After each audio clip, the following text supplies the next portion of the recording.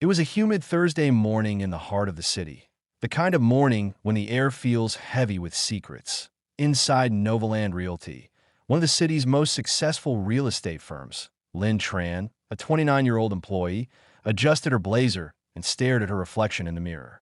Her eyes were tired but determined. Today, she was about to close the biggest deal of her career, worth nearly 50 billion VND. Her boss, Mr. Fong, the managing director, called her into his glass-walled office. "Lynn," he said, lowering his voice, "this client is different. He doesn't just buy property. He buys people's trust. You must handle him carefully."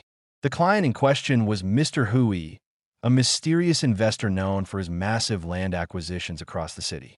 Rumor had it he was connected to powerful figures, maybe even politicians. Nobody knew exactly where his money came from. Lynn had been chasing this deal for over 3 months, working late nights, attending endless dinners, and maintaining perfect professionalism. But deep down, something about Mr. Hui always unsettled her. His charm felt too calculated, his interest in her too personal. When she arrived at the meeting that afternoon, the luxury hotel lobby buzzed with quiet tension. Mr. Hui was already there, sitting comfortably, a faint smile playing on his lips. "Miss Lynn," he greeted her, "I've been thinking about your offer. But before I sign anything, I need one last assurance from you." She hesitated.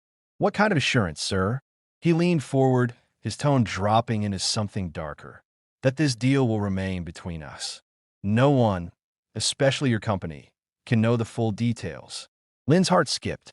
She sensed something wasn't right, but the thought of losing the 50 billion contract, her ticket to a major promotion, was unbearable. She forced a smile. "Of course, Mr. Hui. Everything will stay between us." But as they shook hands, a chill ran down her spine. Behind Mr. Hui's polite smile, she caught a glimpse of something, an envelope marked with a red seal, lying on the table. The name on it wasn't hers, that IT was Mr. Fong's. And that was the moment Lynn realized this deal wasn't about real estate anymore, that IT was about power, secrets, and betrayal. Lynn's hands trembled slightly as she tried to focus on her notes, pretending not to notice the red-sealed envelope lying beside Mr. Hui's glass of wine. But her mind kept spinning. Why did it have Mr. Fong's name on it? And more importantly, why was it in the hands of her client? Mr. Hui noticed her brief glance. His smirk widened. "Curiosity," he said softly, "is dangerous in this business, Miss Lynn. Sometimes, what you don't know keeps you safe." His words hung heavy in the air. Lynn forced a polite laugh, masking her unease. "I'm just eager to ensure everything is in order, Mr. Hui. That's my job." He leaned back, swirling his wine slowly. "I like your dedication. That's why I chose you for this deal, not your boss." That sentence froze her. That he chose me, not the company. Something was deeply off. The rest of the meeting went through the motions, figures, papers, signatures, but Lynn barely heard a thing. The red envelope burned in her thoughts. When the contract was finally signed, she excused herself, claiming she had another appointment. The moment she stepped outside the hotel, she called her coworker and closest friend, whispering into the phone, something strange. Hui signed a contract, but there's something going on with Mr. Fong. Lowered her voice. "You mean the director? What did he do this time?" "I don't know yet," Lynn replied, but Hui had an envelope with his name. It looked confidential. There was silence for a moment. Then spoke cautiously. "Lynn, you didn't hear this from me, but last week I saw Mr. Fong meeting a city official late at night. They talked about land reclassification and fake ownership papers. It was about the same project you're handling." Lynn stopped walking, her stomach tightening. "Wait, are you saying this land deal might be illegal?" "I'm saying," Mai whispered, "you need to be careful. If Fong and Hui are working together, you're just a pawn in their plan." That night, Lynn couldn't sleep. Her conscience battled her ambition. The 50 billion deal had made her the star of Novaland, but now it felt poisoned. Unable to rest, she opened her laptop and accessed the company's internal database. She typed in the land registration code from Hui's documents and froze. The land didn't exist. IT had been deleted from the city's property records 2 weeks before her deal was signed. Someone had faked the entire transaction. Lynn's heart raced. She stared at the glowing screen, her reflection trembling in the glass. If this ever got out, she wouldn't just lose her job, she could be arrested. And then her phone buzzed. A new message appeared from an unknown number. "Stop digging, Lynn. You're already in too deep." INH stared at the phone, her heart pounding so loudly she could hear it echo in the silent room. The message glowed on the screen like a threat whispered in the dark. "Stop digging, Lynn. You're already in too deep." Her first instinct was denial. Maybe it was a prank, maybe someone hacked her number. But deep down, she knew better. Only someone who knew what she was doing could have sent that message. She locked her apartment door, drew the curtains, and sat down, trying to calm her trembling hands. Just hours ago, she was celebrating a 50 billion success. Now, she was terrified for her life. Moments later, her phone buzzed again. "You think you're the first one to question this deal?" Another message followed. "The last person who did isn't around anymore." Lynn's breath caught in her throat. She immediately turned off her phone, pulled out the SIM card, and tossed it onto the table. Her mind was racing. Who was this person? How did they know? Then a chilling realization hit her. The only people aware of her late-night research were her, Mai, and Mr. Fong. The next morning at the office, Lynn tried to act normal, though her sleepless night showed in her pale face. As she entered, she found Mr. Fong already waiting inside her cubicle, sipping coffee casually. "Rough night?" he asked, eyes cold but smiling. "You're becoming quite the star around here." That deal impressed everyone, especially our investors. Lynn forced a weak smile. "Thank you, sir. I just did my job." "Yes," he said, setting the cup down. "And I hope you'll keep doing only your job. No unnecessary curiosity." These big clients, they don't like people asking too many questions. Her blood ran cold, but he knew. She didn't answer, just nodded, and he left as calmly as he came. But the fear inside her grew unbearable. That evening, Lynn met Mai at a quiet coffee shop near the edge of the city. "Mai, I got messages last night," Lynn whispered, voice trembling. "They know I'm looking into the deal, and I think Mr. Fong's behind it." Mai's eyes widened. "You can't go to the police." "Not yet. If this involves fake land papers, city officials, and billions of money laundering, they might already be part of it." "So what do I do?" Lynn asked desperately.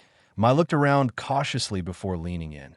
"There's one person who might help, a journalist. His name's Tom Lo. He's been investigating illegal property deals for months. If anyone can uncover the truth, it's him." Lynn hesitated. Going to the press could destroy her career, but staying silent could destroy her life. After a long pause, she whispered, "Give me his number." Outside, a car had been parked across the street the entire time. Its engine never turned off. Inside, a man in a dark suit watched them through tinted glass, speaking quietly into his earpiece. "She's meeting someone new. Keep recording, the boss will want this." And as Lynn walked away into the night, unaware she was being followed, her real nightmare had just begun. 3 days passed. Lynn's nerves were stretched thin. Every sound, every shadow made her flinch. She finally met Tan Lu, the investigative journalist Mai had mentioned, in a quiet corner of an old tea shop by the river. Tan was his late 30s, sharp-eyed, wearing a weathered brown jacket. He looked like someone who'd seen too much truth and paid the price for it. "You're Lynn Tran from Novaland Realty," he began, his voice calm but alert. "Mai told me a little. You've stumbled onto something dangerous." Lynn nodded, sliding a small USB drive across the table. "This contains all my transaction records, internal emails, and the fake property code that doesn't exist in the city database. I think someone's covering up a major fraud, maybe involving government officials." Tan plugged the USB into his old laptop. The screen reflected off his glasses as he scanned the files. His eyes widened slightly. "You weren't exaggerating. These aren't just missing documents. This land code was manually deleted from the registry using a restricted administrator account." "Meaning?" Lynn asked. "Meaning someone high up in the system, inside the government or the land department, helped make this deal invisible." A cold wave ran through Lynn. "And Mr. Fong?" Tom looked at her with sympathy. "Your director isn't deep. His name shows up in multiple internal memos tied to money transfers routed through offshore accounts, under shell companies connected to Mr. Hui. Lin's stomach turned. So the deal was just a cover for laundering money? Exactly, Tan said. And that 50 billion payment? It wasn't for land, it was for silence. Before Lin could respond, Tan's phone buzzed. He glanced at the screen and frowned. We need to move. Now. What? What? Someone's tracking my signal. This shop isn't safe anymore. They hurried out the back door into the narrow alley. Rain had started to fall, soaking the streets in a dim orange glow from the streetlights. Tan led her in his old car, started the engine, and sped away. Where are we going? Lin asked, gripping the seatbelt. To a safe house. But listen, from now on, don't go home. Don't use your phone, and don't contact anyone from your company. If they know you talk to me, they'll come for you. Lin felt tears forming. Tan, what if I already made a mistake? What if they know I met you? He glanced at her, eyes narrowing. Why would you think that? She took a shaky breath, because last night, someone slipped a note under my door. It just said, even journalists can't save you. Tan's grip on the steering wheel tightened. Then we're running out of time. Meanwhile, in a dimly lit office downtown, Mr. Fong poured himself a glass of whiskey. Across his desk sat Mr. Hui, calm and composed as ever. She's talking, Fong muttered. To someone from the press. Mr. Hui smiled faintly. Then we'll handle it our way. Send the team tonight. Make sure nothing leaks. He placed the red-sealed envelope back on the table. The same one Lin had seen that day. Only now, it had a new label written across it in bold letters. The rain hadn't stopped for hours. Sheets of water blurred the streets as Lin and Tan Lu drove through the dimly lit outskirts of the city. The windshield wipers struggled against the downpour, but the real storm was inside Lin's chest. Fear, confusion, and guilt mixing into something unbearable. How long until we reach your safe house? She asked, clutching her soaked jacket. 15 minutes, maybe less, Tan replied, eyes locked on the road. It's an old farmhouse. No cameras, no trackers. We'll go over the files again in the morning. But just as he said that, a pair of headlights appeared in the rearview mirror. Bright. Fast. Too close. Tan's expression changed instantly. Hold on. The car behind them accelerated, bumping their rear bumper sharply. Lin gasped. Are they following us? She cried. Yes, Tan muttered. Don't panic. He swerved into a side road leading toward the industrial zone, a maze of warehouses and shipping containers. The other car followed. Rain splashed against the windows as Tan turned off the headlights, gliding into a narrow alley between two dark buildings. The engine idled quietly. They sat still, barely breathing. But before relief could settle in, a black van appeared from the other end of the alley, blocking their exit. They found us, Tan whispered. The doors of the van opened. Two men stepped out, both wearing raincoats and gloves, their faces hidden. One carried a flashlight, the other a long metal rod. Lin's pulse raced. Tan, what do we do? Get out the back, he hissed. Run. He reached under the seat, pulling out a small flash drive, the only backup of the data Lin had given him. Take this. Don't lose it. Everything you need to expose them is here. But go. Lin crawled out through the back door, stumbling into the rain. She sprinted across the muddy ground toward a broken fence as shouts echoed behind her and a loud crash followed. Glass breaking, metal slamming. Then a sound that made her heart stop. A gunshot. She froze, tears mixing with the rain. She turned around for a second, just long enough to see the flash of muzzle fire inside the car. Tan's silhouette slumped forward against the wheel. No, she whispered, choking back a scream. The men began shouting to each other, realizing she was gone. Lin turned and ran, barefoot now, through the industrial maze, until her lungs burned and her vision blurred. By the time she reached the main road, she was soaked, shaking, and half-conscious. She flagged down a passing delivery truck and collapsed inside, whispering, "Take me anywhere, just not back to the city." The driver, startled, nodded silently as the truck rumbled away into the dark countryside. Lin clutched the flash drive to her chest. It was all she had left, the truth Tan died for. Meanwhile, back in the city, Mr. Hui received a brief call. The journalist's gone, a voice reported. The girl escaped. There was silence. Then Hui said coldly, "Find her before sunrise. That drive cannot reach the press." He ended the call and stared out the window at the glowing skyline. A city built on lies and money. "Everyone has a price," he murmured. "Let's see how long she lasts before naming hers." The sky was gray when Lynn finally woke up, her head throbbing, clothes still damp from the night before.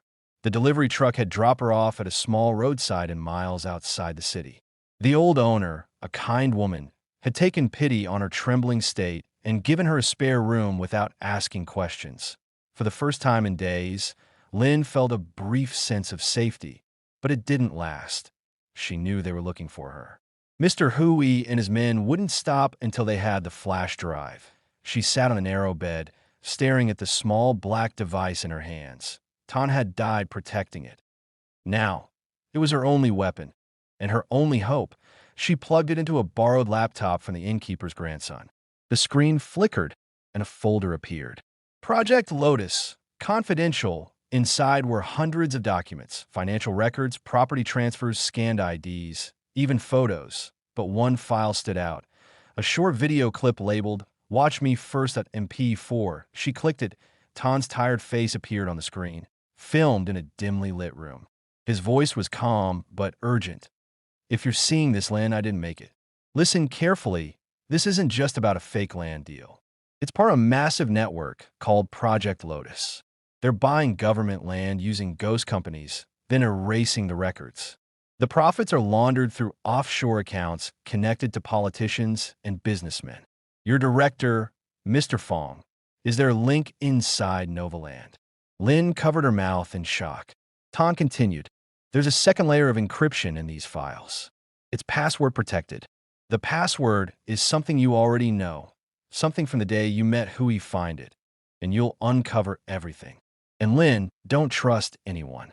Not the police, not your company. Get this to an international journalist. Only then will it be safe." The video ended. Lynn sat frozen, tears silently running down her cheeks. Her mind flashed back to that first meeting with Hui, the red envelope, the glass of wine, his words. "I need one last assurance from you." She typed assurance as the password. The IT didn't work. She tried again, thinking back harder. The hotel name, the contract ID, the amount. Nothing. Finally, she remembered the strange phrase Hui had whispered when they sealed the deal. "Everything has a price, Miss Lin." She typed price. The files unlocked instantly. Dozens of new folders appeared, marked with dates, transaction codes, and photos of officials, including a few high-ranking city officers. And there, among them, was a scanned document with her name, Lin Tran, listed under a section titled Internal Assets. Her blood ran cold. She wasn't just a pawn. She was part of the operation. Her name had been used to move money through the fake deal, without her knowing that a knock at the door jolted her. "Miss, breakfast," the innkeeper called cheerfully. Lynn froze. She hadn't told anyone her name. Quietly, she unplugged the laptop and hid the drive under her shoe. She crept to the window and saw two black SUVs parked outside the inn. Men in dark suits were speaking to the old woman. One showed her a photo, Lynn's company ID. Her heart pounded. There was no time. She slipped out through the back door and ran into the rice fields behind the inn, the wet grass soaking her legs. Voices shouted behind her, boots splashing through mud. The chase was on again by the time the sun set. Lynn had reached a small fishing village at the edge of the river. Exhausted, she approached an old fisherman fixing his nets. "Please," she begged. "I need to cross the river. Tonight." The man looked at her, then nodded silently as the small wooden boat drifted into the fog-covered water. Lynn looked back toward the city, the skyline glowing faintly in the distance. Everything she once trusted was gone, but she had something far more dangerous now, the truth. And if she was going to survive, she would have to expose it, no matter the cost. The fog hung thick over the river as Lynn's small wooden boat creaked toward the other shore. The old fisherman, silent and expressionless, rowed steadily. Every few seconds, Lynn looked back at the city lights vanishing behind the mist, her old life dissolving with them. She was no longer Lynn Tran, the rising star of Novaland Realty. She was a fugitive, carrying evidence that could destroy the most powerful people in the city. By dawn, the boat reached the far bank, a quiet rural district where no one would recognize her. Lynn thanked the fishermen and walked for hours until she found a roadside guest house. She paid in cash, using a fake name. Then she took out the flash drive. Tan's voice echoed in her mind. Get this to an international journalist. Only then will it be safe. She needed to find someone who could release the story beyond Vietnam. Someone who couldn't be silenced. Using a public computer in an internet cafe, Lynn searched for foreign journalists investigating corruption in Southeast Asia. One name stood out. Michael Carter, a British reporter for the Global Herald, known for exposing money laundering networks. She sent an encrypted message through a secure channel. Subject: Urgent. Whistleblower evidence, Vietnam. I have documents linking multiple city officials and corporate executives to a massive property fraud and money laundering scheme known as Project Lotus. People have already died trying to reveal this. Please help. I can't trust anyone here. Edit. She hit send and prayed. For 2 days, she hid inside the guest house, barely eating or sleeping. Every creak of the floor made her flinch. Then, on the third morning, she received a reply. From Michael Carter L.T.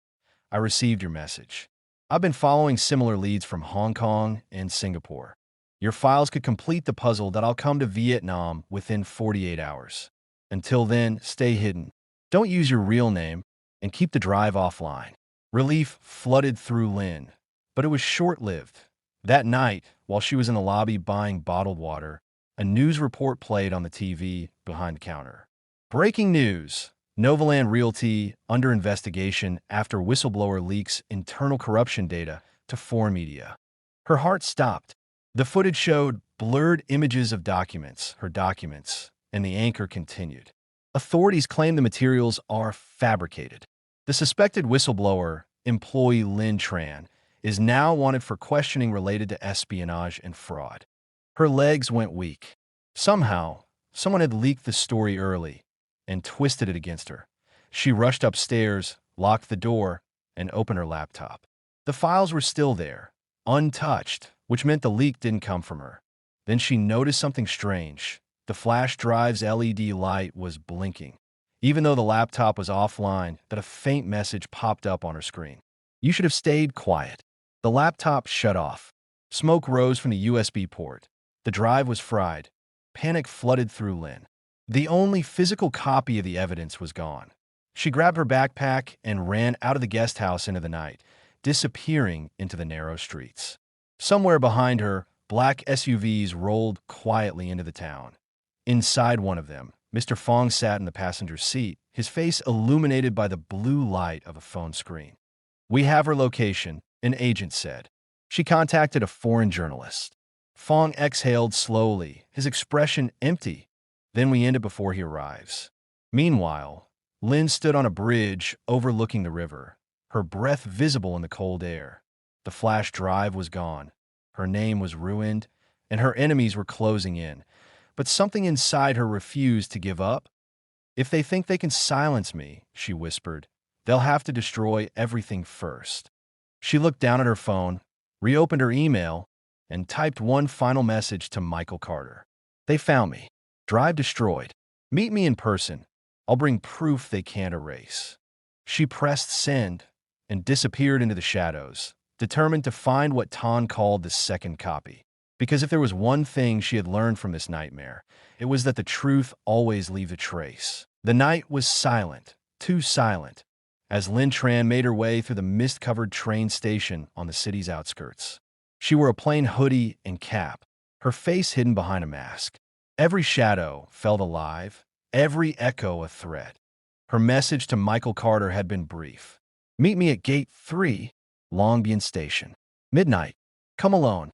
She wasn't sure if he'd actually come, or if the message had already been intercepted.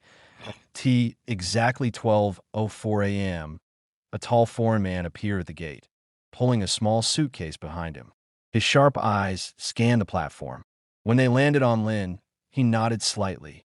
You must be Lt. Ling E. Salet. Michael Carter?